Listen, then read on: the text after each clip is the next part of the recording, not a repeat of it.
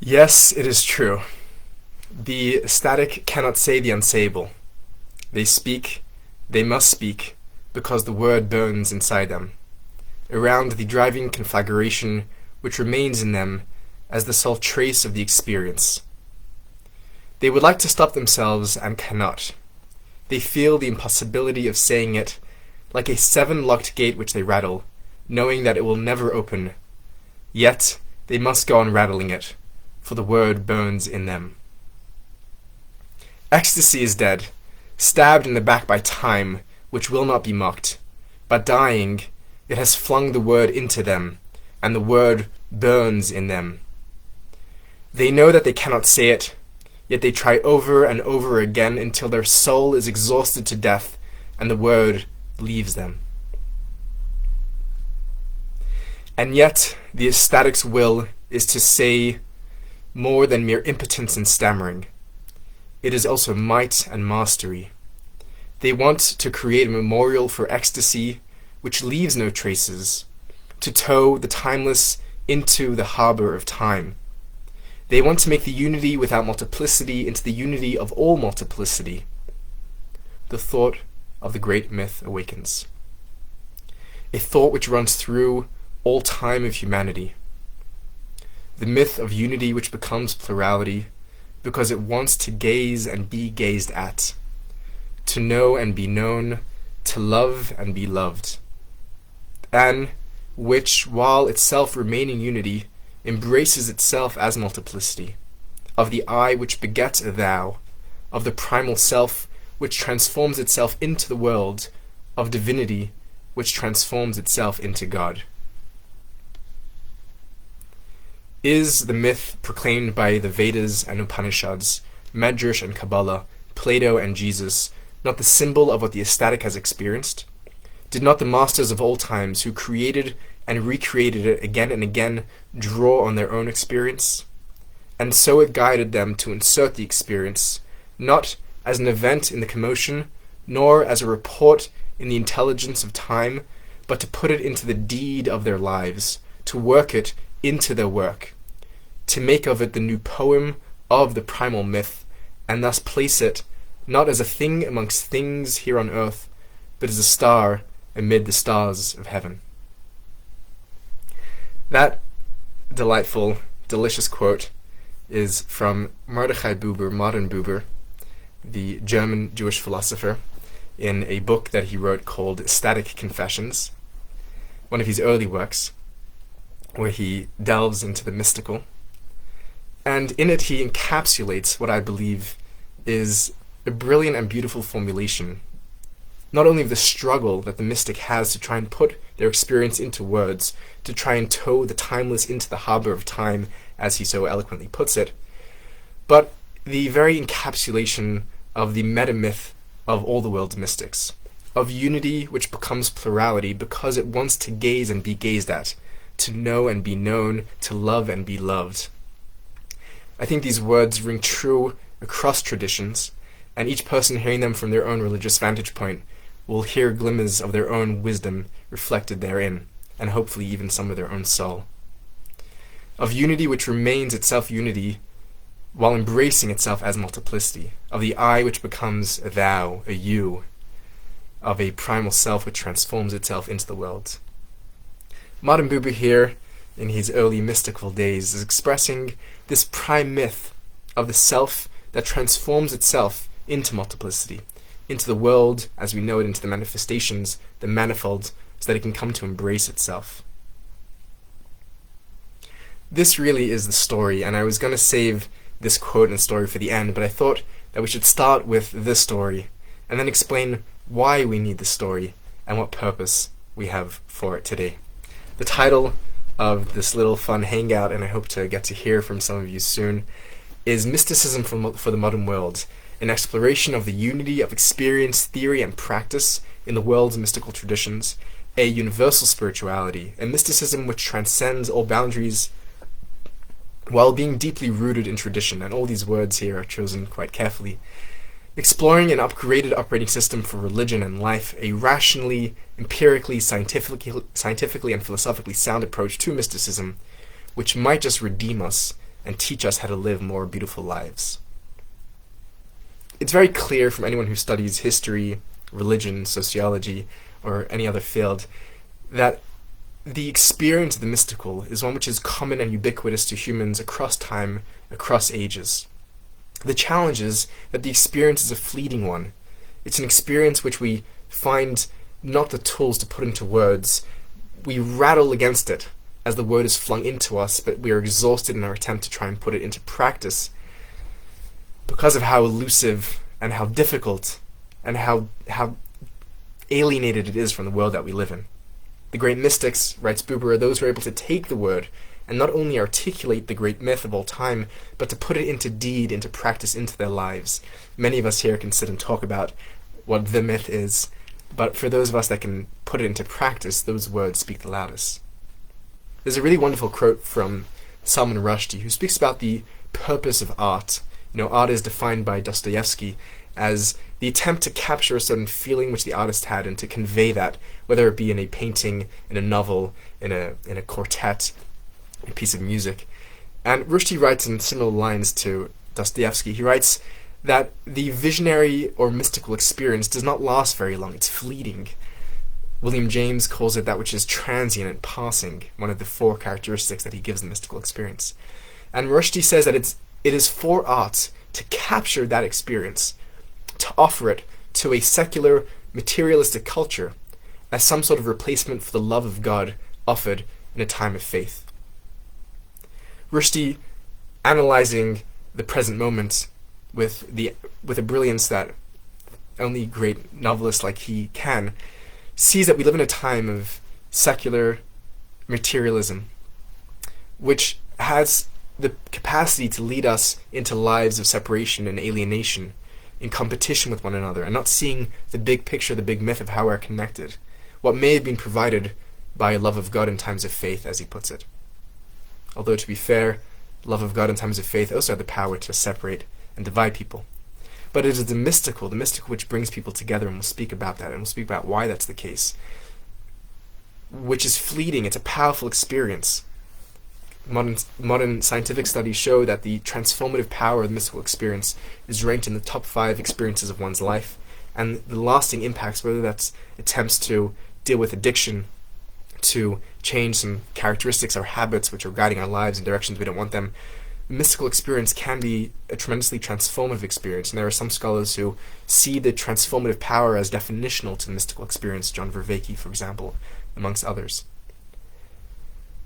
But because it is fleeting, it is hard for us to encapsulate and hard for us to bring into our lives. It is therefore the role of art, be it visionary, musically, literary art, to take that and to bring it into our lives. And what I would like to try and engage with you here is the art of conversation and the art of dialogue, to try and bring the mystical, to try and speak that reality into our lives. And hopefully, if we speak about it enough, and speak about it in conversation and listen as we speak, it can begin to drip in and make its way slowly and permeate our lives.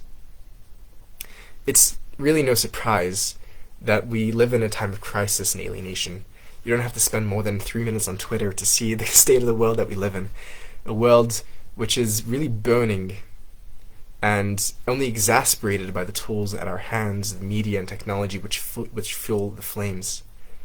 But a burning world, although it seems like a modern predicament, a predicament of secularism and materialism, as Rushdie puts it, it's actually a very old predicament.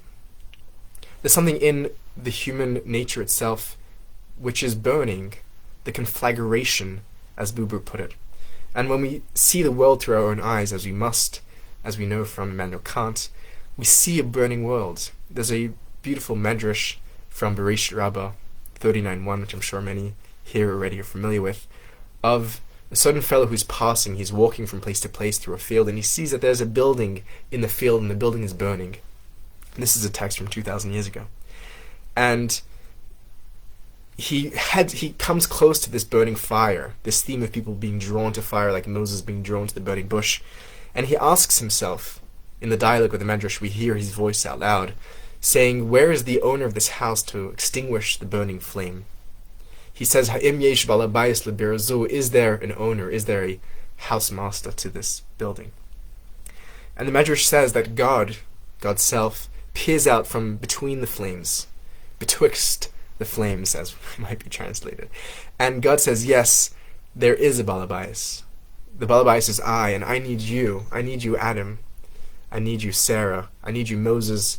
I need you, Joshua, Rebecca, Jacob, Stephen, Anthony, Zevi, Alyssa, Martin Buber, whoever, whatever your name is. I need you to come and put out the fire with me. This is the partnership that God puts Adam into the world for. Adam and Eve, la'avdoi l'shomer, to both work the land and protect the land. And God, it seemingly creates God's own limits on God's omnipotence.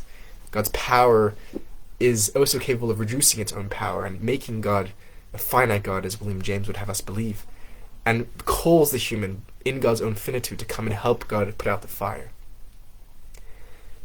It's very clear that our world is shaped by narratives. It is shaped by the stories that we tell. We humans are a storytelling primate. We must tell stories. The question is, what stories are we telling ourselves? And what stories can we be telling ourselves to be serving a better purpose? The story of corporate greed and capitalism and the need to succeed at the expense of others is clearly a very bad story. It's an empirically bad story because it doesn't line up with the facts. When we help each other, when we help our communities grow, when we engage in not just private entrepreneurship but social entrepreneurship, we benefit as a result, and this is what the numbers show. And it's a bad story because it's a story which leaves us, even if on the outside we may be successful by some sort of vain metric, by what car we're driving or how many digits there are on the bank account, it leaves us existentially empty and wanting.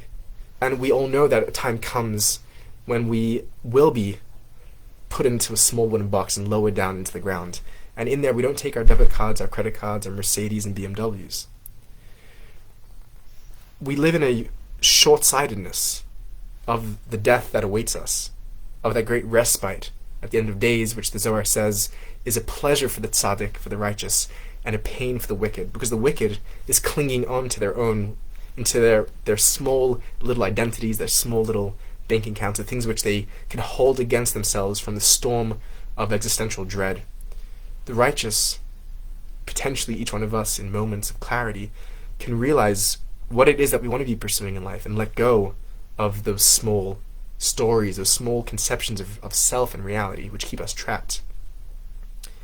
And I think the role of storytelling here is an important one. I spend most of my time reading philosophers, and they can be very boring, particularly metaphysicians, some of my favorite people, but can be terribly boring.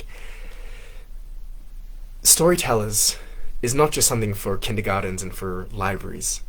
I think that philosophy must be done as a form of storytelling. And some of the greatest philosophers were storytellers, whether that's people like Nietzsche or Plato, who told us stories.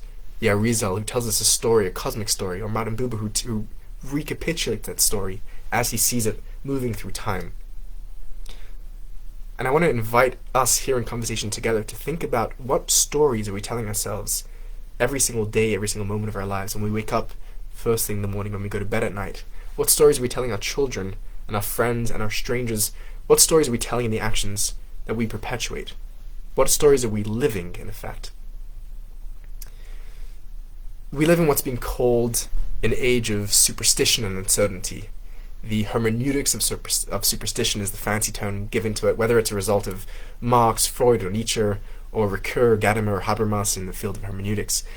In a time of deconstruction, be it at the hands of Heidegger, Derrida, Foucault, whoever you want to blame for the deconstruction, but there's some sort of fundamental uncertainty, not just in the humanities, but also in the sciences, in Heisenberg's uncertainty principle, or in Russell's paradox, and Gödel's incompleteness theorem, in mathematics. A plug pulled at the bedrock of our certainty. Whatever we thought we could build up in the Enlightenment with human reason seems, in every field, to be falling between our fingers like dry sand. You can notice that I just told a story here about the moment that we're in. But the popularities of these ideas, these narratives of uncertainty, they speak to something human in the moment. They speak to a real uncertainty about the purpose of existence, where we're going, why we're here at all. They tell a joke to lighten things up a little of a pilot whose radio is back into the radio tower, and they say, "Hey, Captain, how's it going out there?" And he says, "I'm making really, really good time. My fuel's really high. The wind's behind me, but I have no idea where I'm heading." And sometimes it does feel like that in life, that we're doing great, things are working out, numbers are looking good, but we don't really know where we're heading. And we need a story to tell us where we're heading. We need a framework with which we can understand reality, a guide to our steps, and a lead for our actions. And if it's going to be a story that will work, it will have to be a kind story, a soft story, a gentle story. And the bones of this story, I believe, exist in the depths of our own truths, our own experiences. I believe they exist in the words of the mystics, who are speaking from the depths of their own deepest experiences when they can. Beneath our most reified theoretical constructions, our craziest metaphysics, if you come hang out on the channel at Seekers of Unity, we talk about a lot of really crazy theoretical metaphysics, but beneath all these metaphysics, there is a deep perceptual feeling for the way things are and the way things can be. And when we tap into the way things are and the way things can be at the deepest level of self, we have an invitation to radically rethink the way that we live our lives, to take a moment to slow down. And this really is the role of philosophy, to slow us down, to stop us in our tracks, to hold back that plane that's flying at the speed of light to God knows where, to think about why are we doing the things that we're doing in our days. And we may realize that a lot of them are pointless, are meaningless. They're not taking us to where we want to actually be. That we're preparing for some moment to come in the future. When the future never comes, we only ever get to live the moment.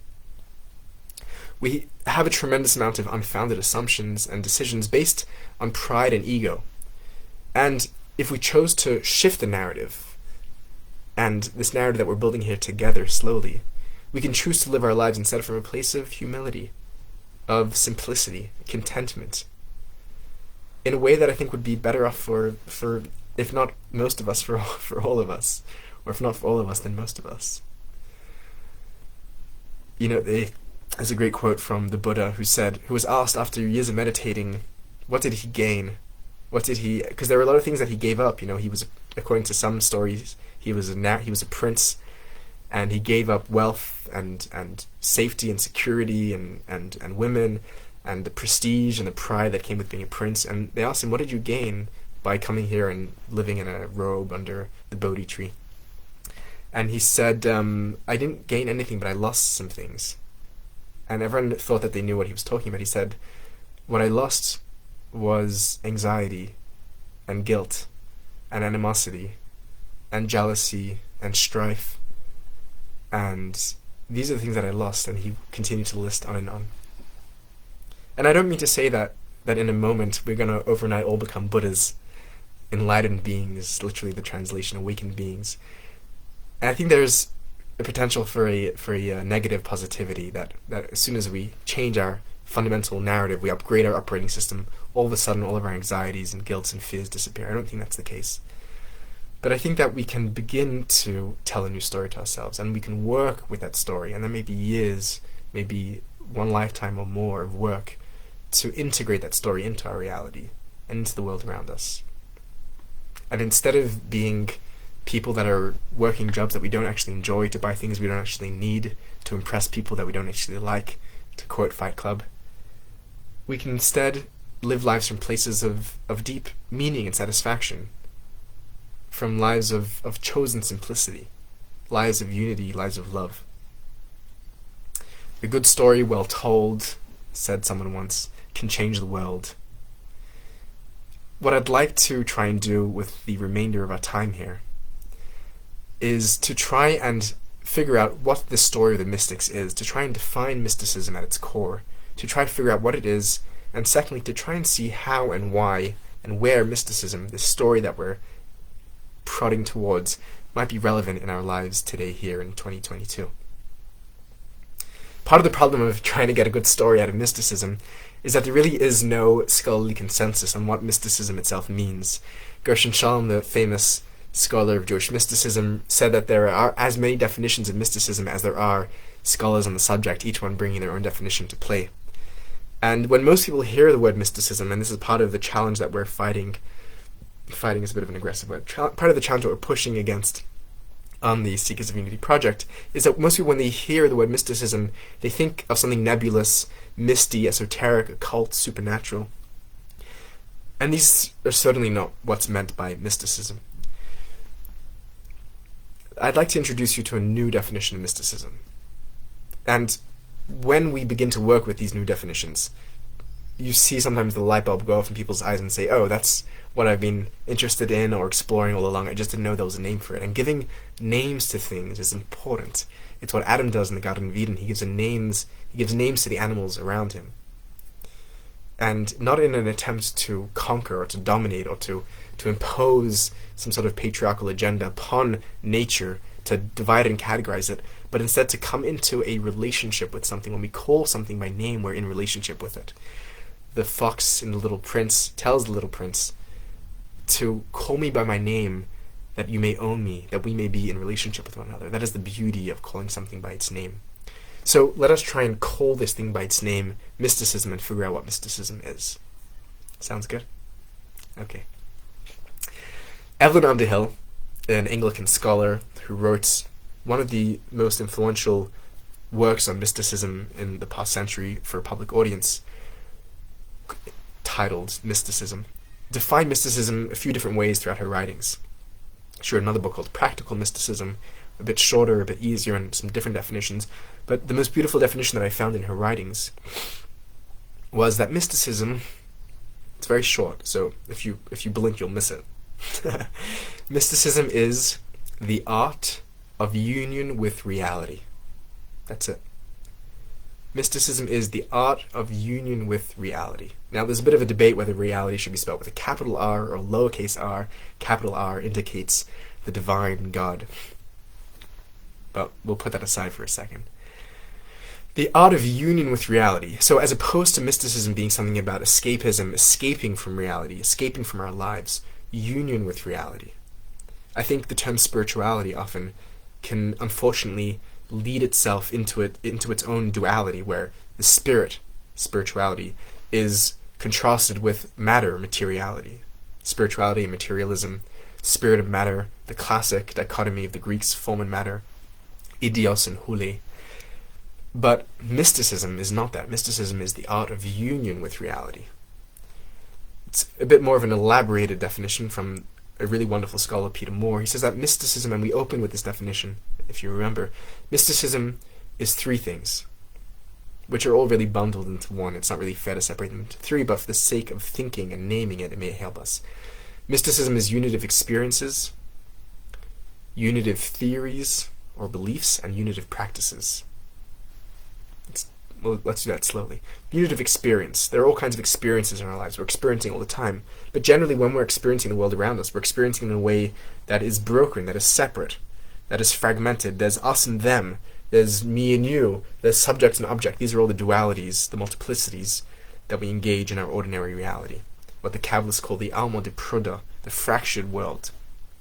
But then there are moments, and they can be visionary, they can be ecstatic, they can be contemplative, or they can be simply unitive silent moments, where we sense that beneath the multiplicity of reality, beneath the separation, the bifurcation, the fragmentation, there lies a deeper wholeness to reality, an interconnectedness, a unity, where the boundaries of the self melt away, where we can experience the oneness of being, the wahdat al-wujud, to quote Ibn Arabi, the Muslim Sufi mystic. Then there are the theories of unity. So once we've had these unitive experiences, which current studies show them to be a lot more popular and a lot more pervasive than we once thought them to be. 3 out of 5 Americans in one Pew report, in one poll came out. Psychedelic experiences are triggering these experiences. Psychedelic substances, rather, are triggering these experiences for many, many people across the world. Whether that's the best way to get there or not is a topic for another discussion. I think that let's leave that for now.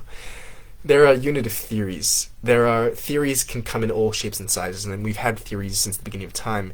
Theories of how we make sense of that radically beautiful unitive moment, or terrifying unitive moment. Rudolf Otto calls it the mysterious tremendum, this terrible mystery which draws us to it. But sometimes also beautiful and blissful, more typically.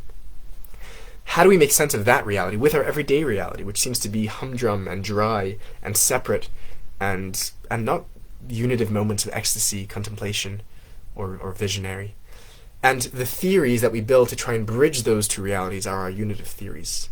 And they are our stories, our mythologies, our theologies, our metaphysics, our theosophies, our sciences. Our attempts to try and make sense of reality as we see it, with reality as we experienced it in moments of deepest clarity. And in the moments of those clarity, we feel that we are more awake, more alive, more experiencing reality than we ever did in our ordinary waking moments. What William James calls that which is separated by the thinnest of veils, these experiences without which no account of the universe can be considered complete. And if I start to tell you some of these theories, you recognize that they all have a very basic, similar structure and shape, and whether they're from the East or the West or ancient or modern, typically they consist of some sort of grand chain of being, a term which was labeled and studied by Arthur Lovejoy, in his book, The Great Chain of Being, the very first work of history, of ideas, the book which brought that field into existence. And the idea that he studies in that book is the Great Chain of Being, this notion that there's a chain from the One, as the Neoplatonists call it, from Ein Sof, as the Kabbalists call it, from the Godhead, as the Christian mystics call it, from the Brahman, and goes on, to our reality as we have it here, going through a series of emanations, where the One emanates itself and multiplies itself into the world we have it, which Martin Buber touched upon in his early definition, his early myth of mysticism. And Lovejoy, in his study, shows that this idea is pervasive in all cultures and all times. Another author who's brought this message home is Ken Wilber, a complicated figure and philosopher, but as well someone who studied the ubiquity of these theories of unity, these what we call in Kabbalah the Seder Shtalshlos, and what we call in English the Great Chain of Being. That's number 2. So unitive practices, unitive theories, and the third is going to be unitive experiences is number 1, unitive theories number 2, and number 3 is going to be unitive practices. Unitive practices we can split into 2 again, and I know that I'm talking about unity and here I am splitting things up, but we're doing this to give names, to understand, so that we can step back and see the big picture united. While we're splitting things, unitive experiences, I think, can be divided into 2. There's 2 sides of this, and I think this is a theme that you see across many traditions, and an important one to notice. On the first half, and there are 2 halves of one coin, don't think these are 2 separate things.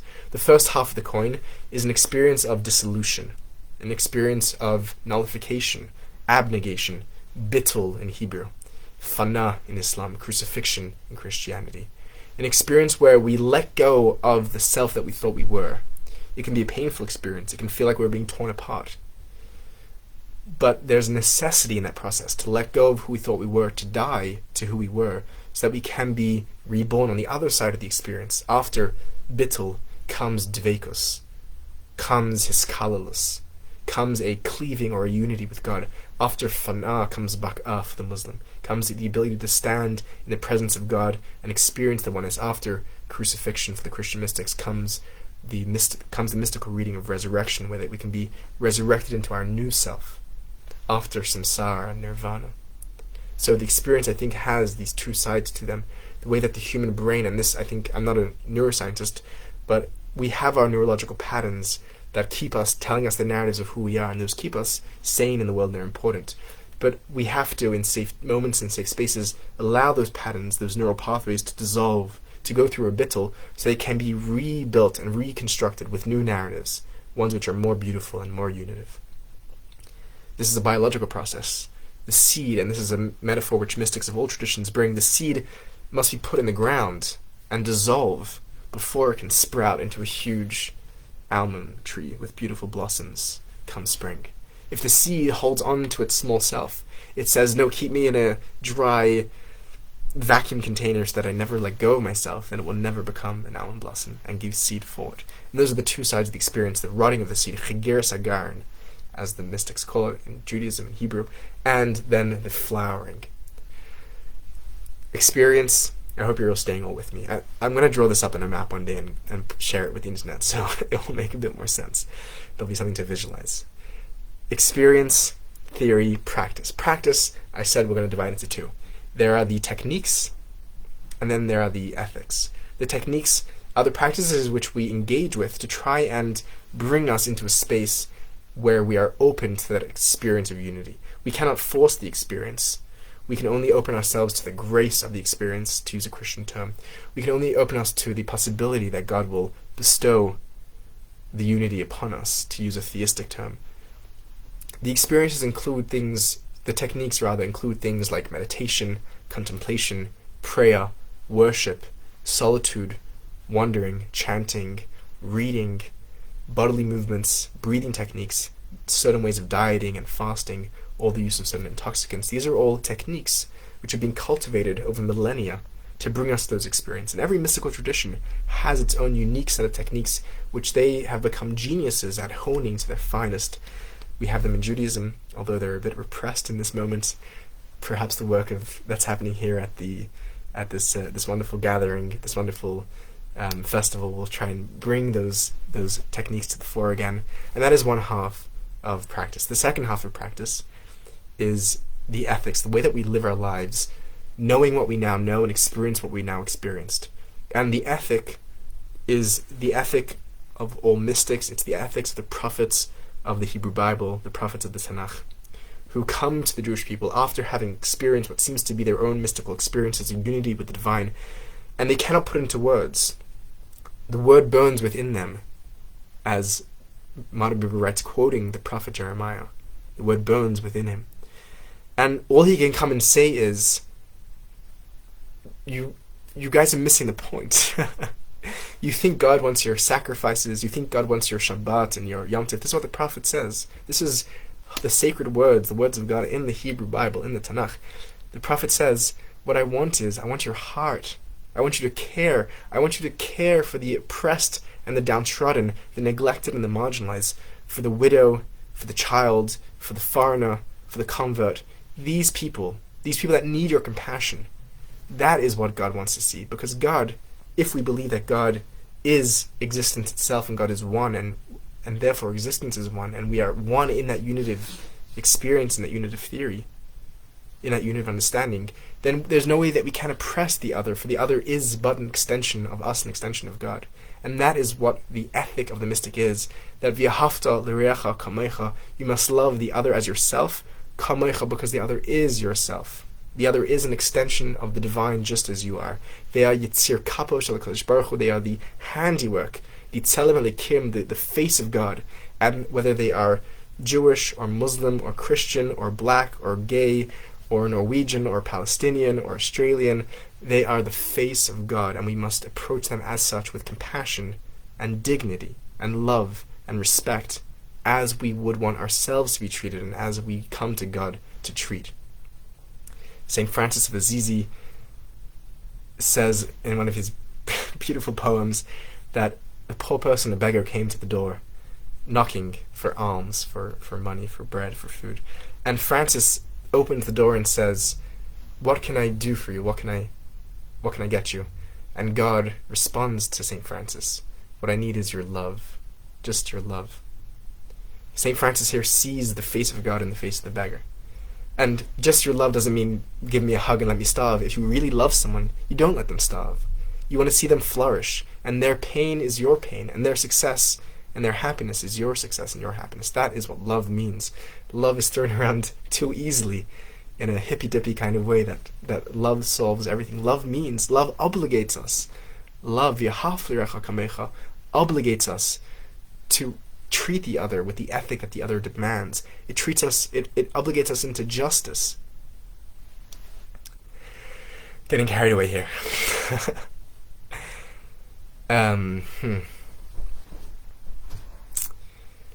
Mysticism, Bernard McGinn, another great scholar of mysticism, who's in the middle of writing the definitive history of Christian mysticism from pre-Christianity until today. It's a multiple lifetime achievement.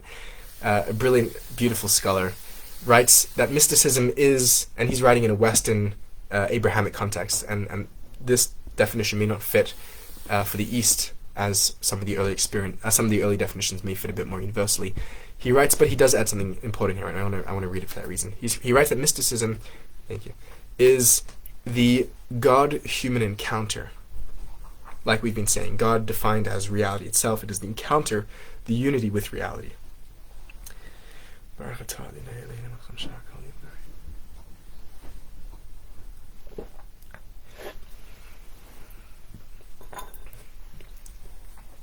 Mysticism is the God-human encounter, and he uses encounter as opposed to union for his own particular reasons. I recommend reading him to see why he does that. And everything which leads up to it prepares for everything which leads up to it, prepares for it, and everything which flows from it. So namely what we said earlier, the practices, the techniques which bring us up to that experience, the study, the contemplation, the silence, the prayer, the worship, the dance, the ecstasy, everything that brings us up to that moment is part of the path of mysticism. It's a process. It's not a moment, but it's an ongoing process. And everything which flows from it. What are the feelings? What are the obligations?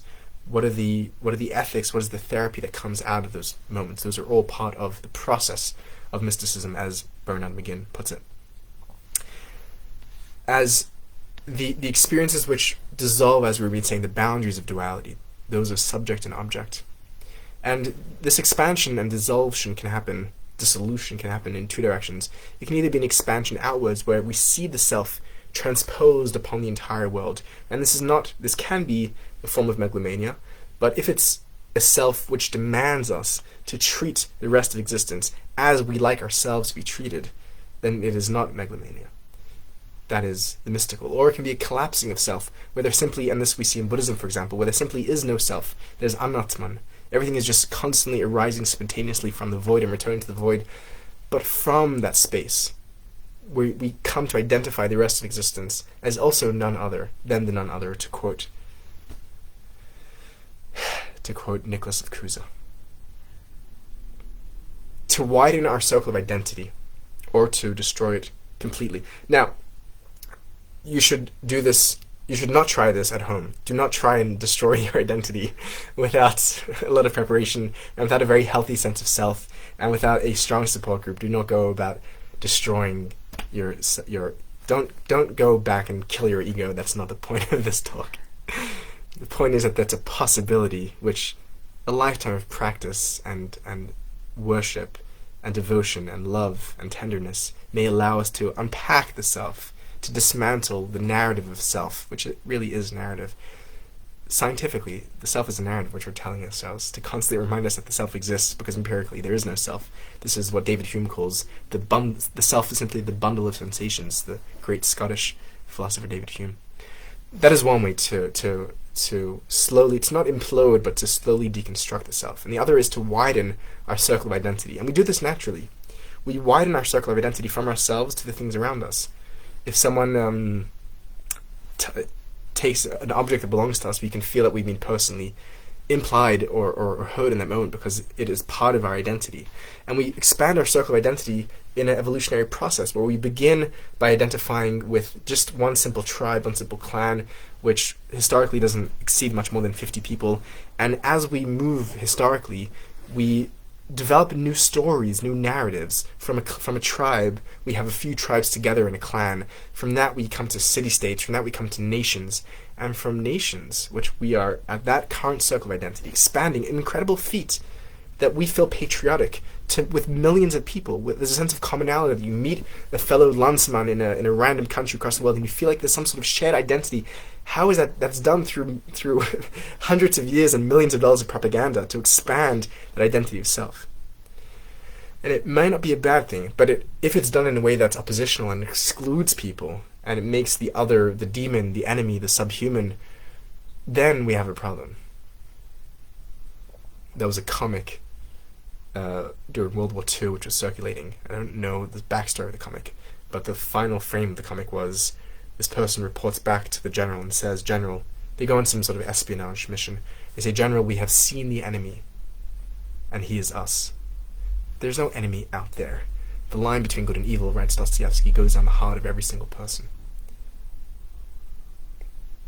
So, let us stop. What's the word I'm looking for? Enemizing, alienating, seeing the enemy as something outside of us. It's not true. We can expand our circle of identity. We've done it historically. We used to only identify with our tribe, with our family, with our nation state. Now with our nation. The next step is to identify with a global identity, a global consciousness, a Gaia consciousness, it's called in hippie circles, where we can see that we are one with all of existence, with all of humanity, with all of life on this beautiful, tiny, fragile planet, a blue, tiny marble hurling through space that could be destroyed at any moment by an asteroid, by a meteor, or by stupid humans. We're doing a good job. If we can expand our circle of identity, we can expand our circle of care, our circle of responsibility, our circle of commitment, our circle of love, our circle of justice to include the rest of existence. And it's just a switch of story.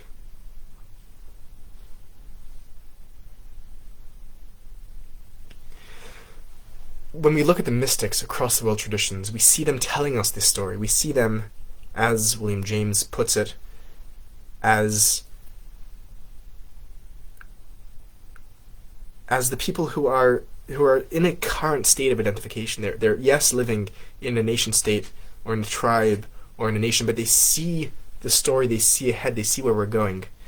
There was another great Canadian psychologist or psychiatrist back in the 1800s. I'm trying to remember his name. He wrote a book on mysticism. His name will come back to me, God willing. But he writes this very strange theory which doesn't really get accepted scholarly by anyone, and it gets ignored historically by and large. But he speaks of the mystics as part of this process of evolution. This was the heyday of Darwinism, and everything had to be interpreted according to Darwin's theory of evolution. And he says the mystic is... there's something a bit uncomfortable with his expression here, and let's remember when he's writing back in the 1800s. But the mystic seems to be the more evolved human, and I think this is problematic because I don't want to be separating people into more and less evolved. I think that there are moments in our lives where we have greater clarity and lesser clarity, and that applies to all of us. But anyhow, what's his name? He sees the mystic as the one who is evolved to a state of wider identification, and they simply see that reality, and that's what they're calling their entire lives as people. See that you are one with the rest of existence. See that it is not separate from you. If you message me after, I will get the name and I'll tell you the name.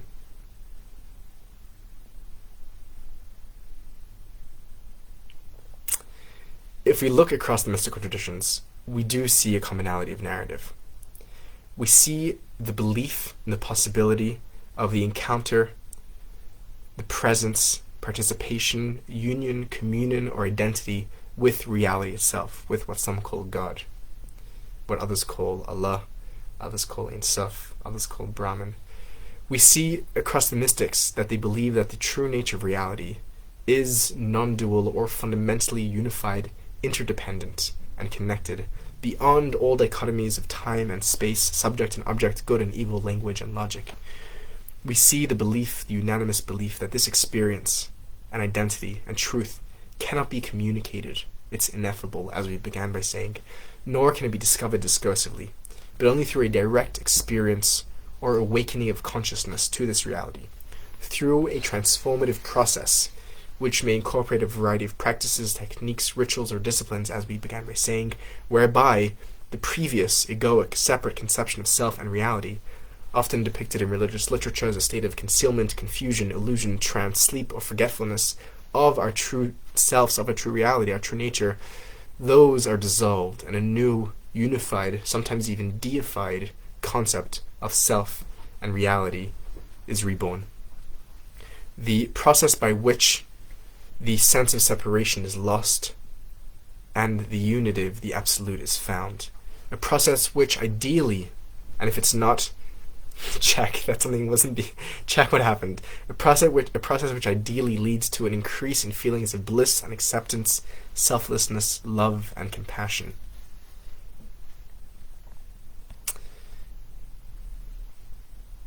This vision of reality which Aldous Huxley spent much of his life trying to promote he writes that this ultimate reality is not clearly and immediately apprehended except by those who have made themselves loving, pure in heart, and poor in spirit. It takes not just philosophy and not just words and not just rhetoric, but it takes avodah, as we say in Chassidus. It takes work of purifying ourselves to be more loving, to be kinder, to be poorer, to be broken. And echoing here, I know people may be upset that I'm quoting Christian authors left, right, and center, but he's only echoing the words of the prophet Isaiah, who says that in the words of God, God says, where can I dwell? God says, all of the world is my dwelling place. Hashamayim kisi va'aretz hadim ragli. The world itself, the universe is my throne, and the earth is my footstool. What kind of house, what kind of home can you build for me? Speaking to the king who's trying to build a temple, a home for God. He mocks the king and says, what kind of home can you build for an infinite being who rests his feet on the earth? What a great image.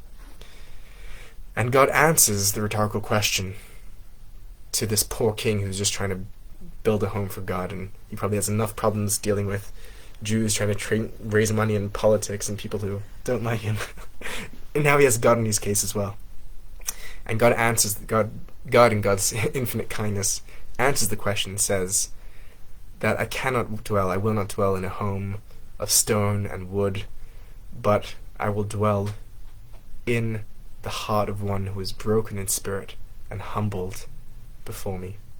Elo ani neche ruach, one who is poor and of a neche is hard to translate into English, but a low spirit. No, not low in a negative sense, but low in a humble spirit. We spend so much time fighting over stones and walls and rocks and things which are not the dwelling place of God. God, according to God, in the words of the Holy Bible, dwells in the heart of the human who's humble, who's contrite. And don't think I'm a contrite and humble human. Not. But we can speak this into reality, and we can change ourselves. We don't have to be perfect or good to be able to share goodness, but the goodness that we share can come back and be infectious and bite us, and that's why I talk about these things, because I sure can do with some of it. There's a great story of two people that are fighting over a plot of land, something which we see all too much of these days, unfortunately. And one of them says, the land belongs to me, and the other one says, the land belongs to me, echoing, the famous Mishnah, this one says half is mine, this one says half is mine. So this one says the land belongs to me, and this one says the land belongs to me. And then they hear a murmuring, almost coming from the land itself, and they bend down to listen to what the land is saying. The land is speaking. The land says, both you and you, both belong to me. We come from the earth, and it is to the earth that we return. And it is a short moment that we live on this land, on this earth. And it is our choice. Do we want to make this moment a moment of separation, alienation, pain, enemies, fear, anger, constriction? Is that the life we want to live? Or do we want to open ourselves to the earth, open ourselves to be one with her, to be one with everyone who comes from her and returns to her? That's the choice. Do we want to engage in a metaphysics of separation, alienation, or a metaphysics of dissolution, of co-creation, of interconnectivity and interbeing? And if we do want the latter, there are many, many great metaphysicians who have done this work explaining why this is a rational narrative to believe, one which coheres with the best of our science, the best of our empirical data. And whether that be ancient metaphysicians like Shankara, Ibn Arabi, Al-Ghazali, or more modern people like Spinoza and Whitehead and James, they exist out there. And head over to Seekers of Unity, where we explore all of them at great length. We're doing a series now on Maimonides, another great metaphysician, and maybe even a mystic, although people don't know that about him. We're busting the secret open. I could go on and on and on, but maybe I'll end with this one quote, and we'll have reached a good time, and then we'll open to some questions, if people can ask questions. I'd love that.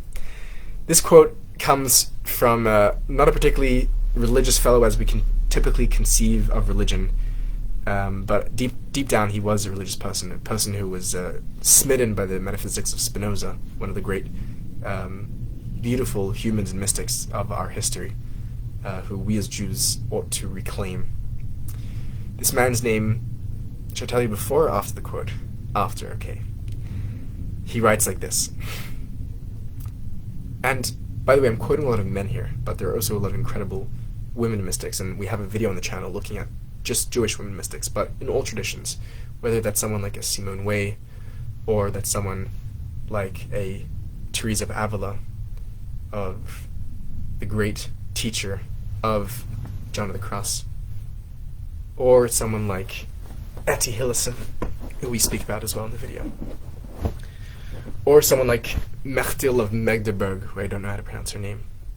Check out your local brilliant woman mystic as well, because it's not just a man's game. We've got to bring some women into the conversation as well, because men having dominated the conversation for a while, and it doesn't look like we're doing much good. So we may have to step aside a little and let some women speak. And if you are a woman and you have some mysticism to share with the world, I would like to personally invite you to come to my channel, Seekers of Unity, for you to have the stage and mic to share your thoughts. And that's an open, standing invitation. You heard it here first. Back to the quote. A human being is a part of the whole, called by us the universe. A human being is a part of the whole, called by us the universe. A part limited in time and space. We experience ourselves, our thoughts and feelings as something separate from the rest, a kind of optical delusion of our consciousness. I'll give you a hint. This guy is a scientist that's writing. This delusion is a kind of prison for us, restricting us to our personal desires and to affections for a few persons nearest to us. Our task must be to free ourselves from this prison, this is what we're talking about here, by widening our circle of compassion to embrace all living creatures and the whole of nature in its beauty. Putting very eloquently and simply in one sentence what I've been trying to say for close to an hour. Nobody is able to achieve this completely, but the striving for such a one more time. Nobody is able to achieve this completely, but the striving for such an achievement is in itself a part of the liberation and a foundation for inner peace and security. The man who said this was Albert Einstein, who is well known for his messy hair and for his theorem of general relativity.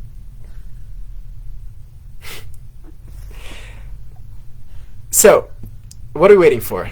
Let us let ourselves out of the prison. The great Sufis write that we are sitting in the prison and the prison is not even locked. We're welcome to stand up and leave at any time.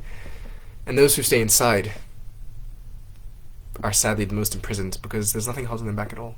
Nothing holding me back, nothing holding you back, nothing holding us back from stepping out. I had a whole other part of this class here about some notes about what this might mean for religion and how we can do religion differently and what the Kabbalists say about this and the Kabbalist version of the story. But I'm going to skip that for now, and we can do that another time. And I'd like to end with a quote from a woman, finally, the American anthropologist Margaret Mead.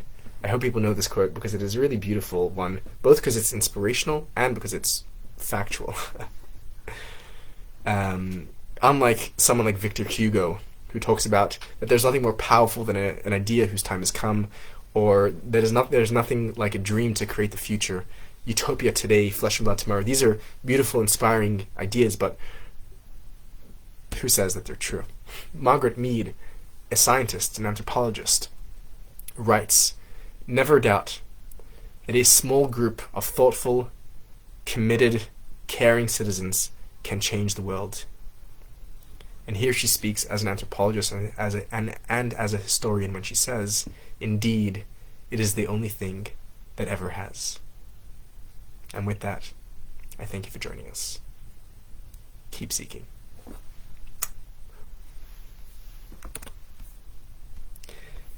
Is there any way people can send in questions or join the conversation? That would be wonderful. If there are any, can I see questions or comments? Alyssa says no, I can't. Okay, I'm going to stick around for another minute and a half, and if there are any questions that get sent through in that minute, we will try and engage in conversation and open this from a monologue to a dialogue, which would be way more fun. And otherwise, I will say good night, goodbye, and see you next time.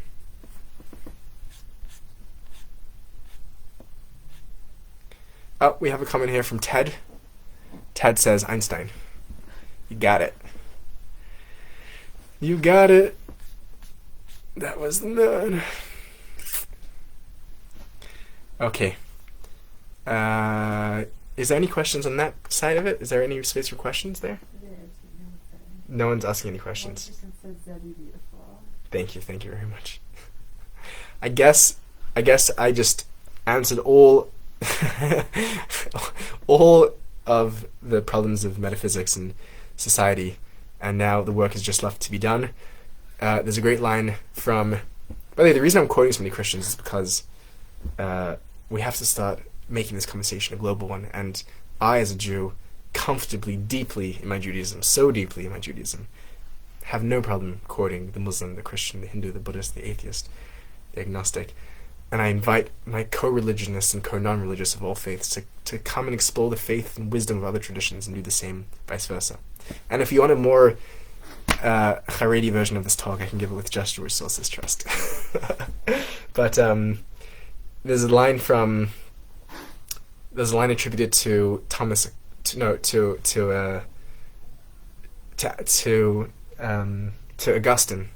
Augustine, as the Americans call him. He says, you know what you need to do. Now go and do it. Sayonara.